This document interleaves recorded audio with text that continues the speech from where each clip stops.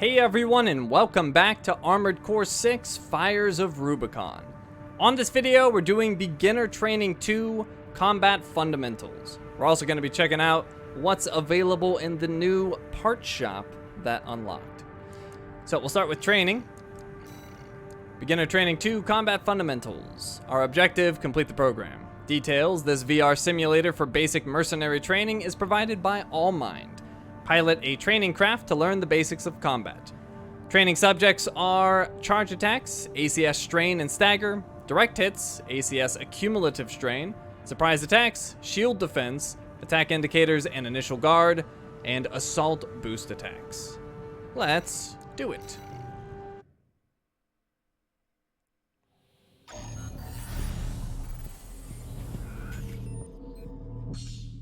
Charge attacks. Some weapons are capable of charge attacks, which exhibit different properties and behavior compared to regular attacks. So hold R2 for the right-hand weapon charge attack, and this weapon obviously has a charge attack. And it's quite powerful. Look at that one shot.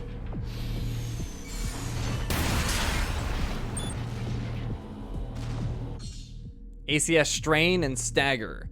The ACS, attitude control system, of a craft can be compromised by accumulated strain from the impact of repeated attacks. ACS overload results in a vulnerable state called stagger, during which time the afflicted craft will be immobilized and susceptible to critical damage. So our charge attack should stagger this guy.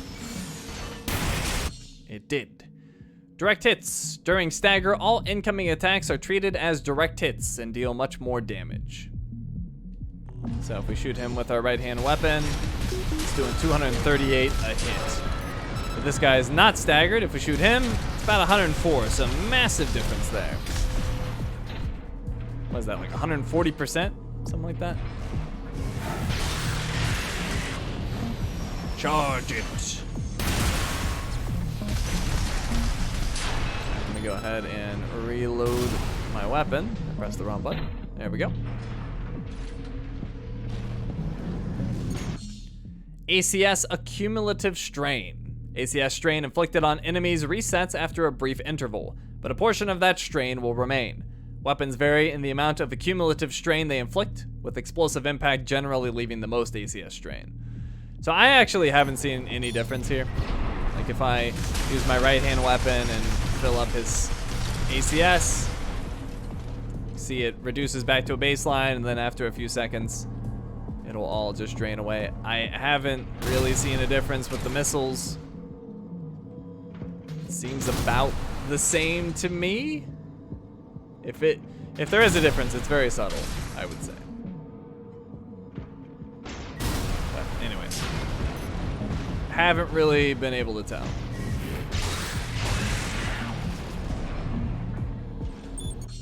Surprise attacks. Attacks on enemies that are unaware of your presence will inflict greater ACS strain than usual.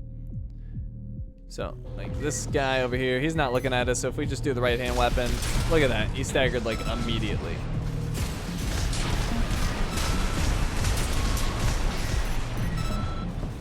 How dare you shoot me? Take this!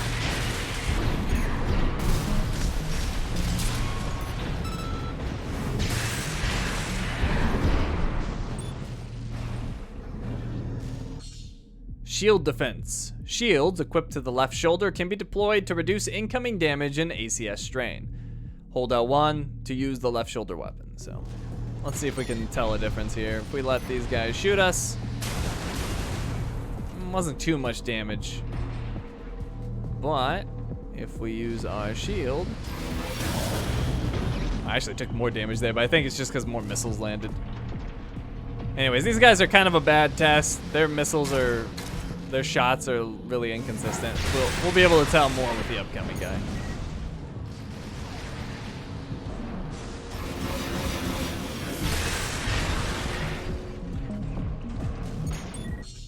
Attack indicators and initial guard. Shield output is maximized for 1 to 2 seconds after deployment. Blocking during this initial guard window can help to minimize incoming damage and ACS strain. Hold L1 in response to warning initial guard. So I can show you the difference on each one. This is unblocked. 615 damage. Not a whole lot of strain on the ACS though. That's interesting. That one did though. Weird. So I'll block early for this one. See the ACS strain that happened, but then if I do the perfect block, basically didn't move it. So that's the difference. Good to time it.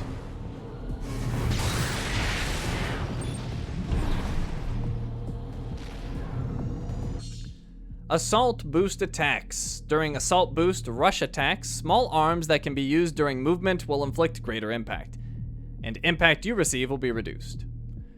So with this particular weapon, I can boost over to him, shoot while I'm boosting, and even run into him, which staggered him. I'll do it again. This guy has a shield though, so it's not going to be as effective.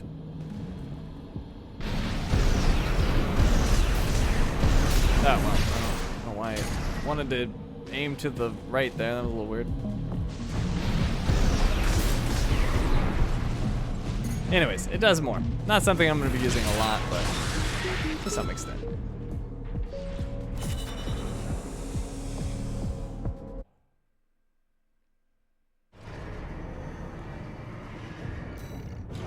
Okay, for completing that training, we got a linear rifle, the LR-036 Curtis. Let's go ahead and check that out in our assembly.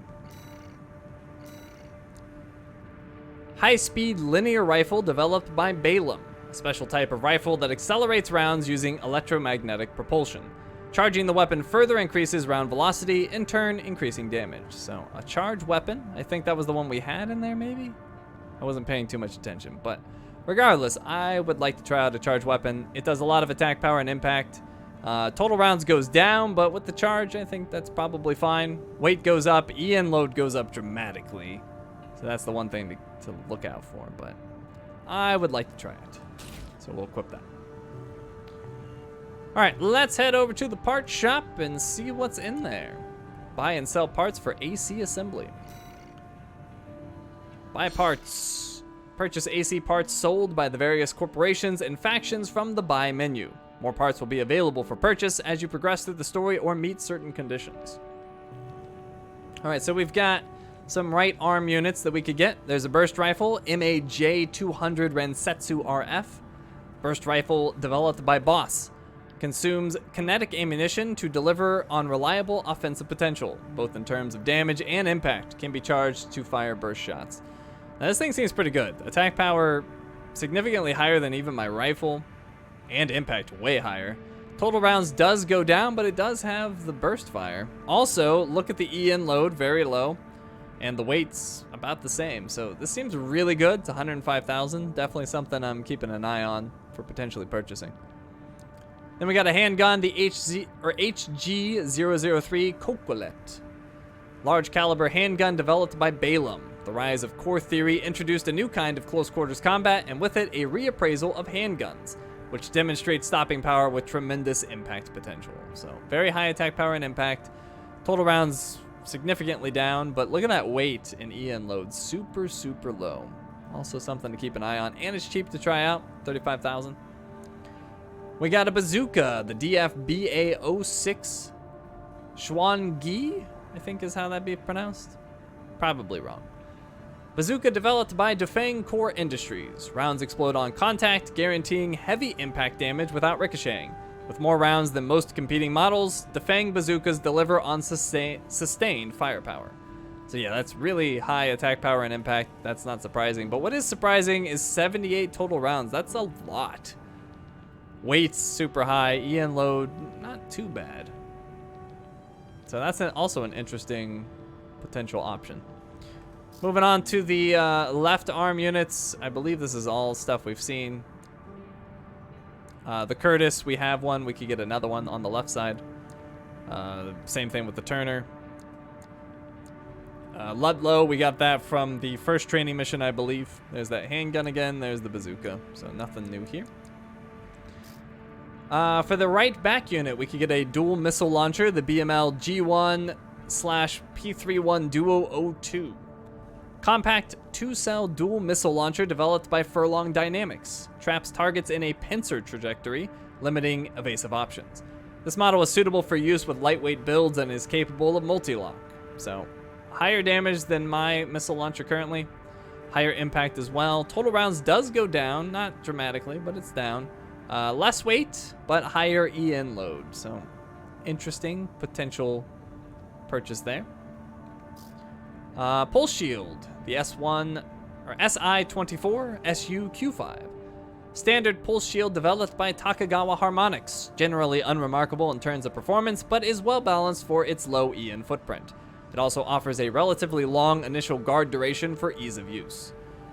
So, damage mitigation 45, impact dampening 25, deployment range 180. Deployment range is the range of cover it provides, like the angle of cover. So 180, basically everything in front of you. Weight's pretty low, and EN load is, I guess that's low, 220. I don't have anything to compare this with, so it seems pretty good. And I could use a shield, so let's go ahead and buy it. That'll be 43,000. That'll drop us to 511,024. And I assume that auto-equipped, but I might have to equip it in assembly.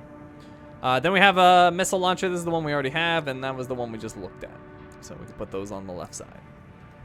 Moving on to our head items. We have an HD-011 Melander, medium weight head part, developed by Balaam. The simple design and solid performance of this model make it suited for mass production, reflecting Balaam's strategy of overwhelming its enemies with its material superiority. Not super impressed with this. AP goes down, attitude stability goes down. It does recover faster, but ideally I would hope I'm not getting staggered. So I don't really care too much about system recovery. Weight, slightly less than mine. EN load, a little bit less, but overall I'm unimpressed with this one. Next we have the DF-HD08 Tian Qiang. Head part developed by Defeng Core Industries for the heavyweight Tian Qiang AC. Incorporates only the most essential functionality with a minimalist build in keeping with Defeng's stout trees, slender branches philosophy. So yeah, not impressed with this at all. I don't really know why you would want to sacrifice your AP, attitude stability, and system recovery so dramatically for some weight and EN load, but maybe in certain situations you would want to, but in general this seems like a terrible idea. Then we have the VP-44S, mass-produced head part developed by Arquebus. A number of refinements and updates have been made to the strong foundation laid by the preceding model, creating a masterpiece in the realm of second-generation AC parts. So this one's okay. AP down, attitude stability down, system recovery a little bit higher, weight slightly down, EN load slightly down. I don't see why I would want this, but it's okay. The price is outrageous, though, for what it does, in my opinion. And then we have the Nachtreher 44E. Lightweight head part developed by Schneider. Schneider is a specialist in aerodynamic research, and this model reflects their experience with a light but highly stable build. Kind of the same deal here. AP goes up. It is very stable, even more stable than mine. System recovery is about the same. Weight's okay. EN load super high. I think all of these head options are bad, to be honest. I prefer the one I have currently. Moving on to core. There's the BD-011 Melander. Medium weight core part developed by Balaam. And that extra part of its description is kind of the same as the previous one, I think. Yeah. It's pretty good. It's better in every way than mine, except for weight. So definitely better than mine. Then there's the DF-BD08 Tian Qiang. Core part developed by Defeng Core Industries for the heavyweight Tian Qiang AC. This is the trunk in Defeng's stout tree, slender branches philosophy. A defensive foundation with extremely heavy, sturdy armor. So, yeah, it's an interesting set. Like, stout tree, slender branches, aka the legs and core are really strong, and the head and arms kind of suck. Or at least are lightweight, but I think they kind of suck. But this one I really like. AP goes way up, attitude stability way up, generator output up. Weight's high, but not super high. EN's low, or EN load is high, but not like super high. So this is the one I've got my eyes on. It is expensive, 390,000, but I think this is where I'm gonna go if I don't find something better. Let's see, we got the VP40S, mass-produced core part developed by Arquebus. And better than mine on all 3 categories, but weight goes up and EN load goes up. Still, if this was the best we had on offer, probably worth it. And then the Noctreher 40E, lightweight core part developed by Schneider. And this one's just bad, in my opinion. Once again, if you needed to drop weight for some reason, maybe, but I don't see ever wanting to get this. And it's expensive on top of that. Moving on to arms, we have the AR-011 Melander, medium weight arm parts developed by Balaam.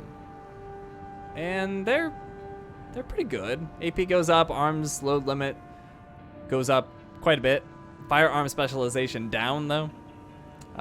Weights higher and EN load is higher. So actually, they're not that good.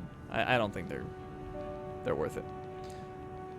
We have the DFAR-08 Tiang Kiang. Arm parts developed by Defeng Core Industries for the heavyweight Tiang Kiang AC. Built to embody Defeng's stout tree, slender branches philosophy, their weight is balanced by heavy upper arms and lighter forearms. So, I guess it is... Actually, this is a heavy piece too. I guess it's all heavy except for the helmet. Interesting. But this one's less impressive to me. AP up a little bit. Arms load limit does go up a lot, but firearm specialization goes down. Almost double the weight. High EN load. I don't think they're very good. Then we have the VP46S, mass-produced arm parts developed by Arquebus. Decent. AP and arms load limit goes up. Firearm specialization down. Slightly more weight, slightly more EN load. Probably not worth it. And these are the ones I really like. The Noctreher 46E. Lightweight arms parts developed by Schneider. So AP just goes down a little bit. Arms load limit actually goes up. Firearm specialization goes up. Weight is lower, and EN load is the only thing that seems a little high, but these are what I'm looking at. They seem pretty good to me. Moving on to the legs, we got the LG 011 Melander, medium weight bipedal leg parts developed by Balaam. And better in every way than mine. Weight goes up, EN load goes up, possibly. Then we have the DF LG 08 Tiang Kiang, bipedal legs developed by Defeng Core Industries for the heavyweight Tiang Kiang AC. Built to embody Defeng's stout tree, slender branches philosophy, their weight is balanced by heavy upper legs and lighter lower legs. So I really like these. AP up a decent amount, attitude stability up a decent amount, but load limit through the roof. So you can put a lot on these legs. The weight is high, but not like super ridiculous, and the EN load is high too, but also not super ridiculous. So I like these. They are expensive though, $350,000. Then we have the VP422, mass-produced bipedal leg parts developed by Arquebus. They're okay. I wouldn't buy them. AP slightly up, attitude stability down, very slightly, load limit up slightly, weight higher, EN load higher. Noctreher 42E, lightweight bipedal leg parts developed by Schneider. No idea why you'd want to do this. It's worse in every way. Weight is slightly better. And it doesn't seem worth it to me. Moving on to the booster. We have the BST G2 P04. Second generation booster developed by Furlong Dynamics, designed to counteract the inevitable weight increases that result from improving AC performance. Performs well in a variety of assemblies, including medium weight builds. So yeah, this is just better. More weight though, and EN load is quite a bit higher. So if I can take that, definitely want to buy these at some point. $72,000. Then we have the FCS G2 P10 SLT. Second generation FCS developed by Furlong Dynamics. This model was developed after Furlong had established itself as a true missile specialist and is principally designed to reduce missile lock time. So, once again, better in every way, but more weight, more EN load, but not high on either of those. So definitely worth it to buy. I just don't know if I'm going to have anything comparable soon, so we'll hold off for a little bit, but $96,000, this one seems like an obvious purchase. Then we have a generator, DFGN02 Lingtai. Internal combustion generator developed by Defeng Core Industries, commissioned by Balaam. The specifications for this model demanded lightweight construction matched with excellent EN recharge capabilities. So, lose a little bit of EN capacity, But Ian recharge goes through the roof, almost triple, and supply recovery goes over double. Weight slightly up, Ian output slightly down. Seems like a easy purchase there as well, 90,000. And that's it for the shop. So definitely some things I'm looking at. Like I said, headpiece I want to keep mine. Those headpieces are bad. I want the core from Tiangqiang. I want the Schneider arms, the Noctreher, and I want the bipedals for the Tiangqiang. So that's what I'll be looking at to purchase. And then I also want to buy the booster and the FCS and the generator. But I obviously can't buy all of those, so I'll have to be strategic on what I pick up. And some of that will depend on what I find in the field and get rewarded for doing other things. Oh, and then sell is interesting. Sell AC parts in your possession from the sell menu. Parts are sold at purchase price and can be repurchased from the buy menu once sold. So you can sell back stuff and get all of your money back. There's no loss in that transaction, which is pretty cool. So if I wanted to, I could sell the linear rifle or my Ludlow. Oh, or my shield.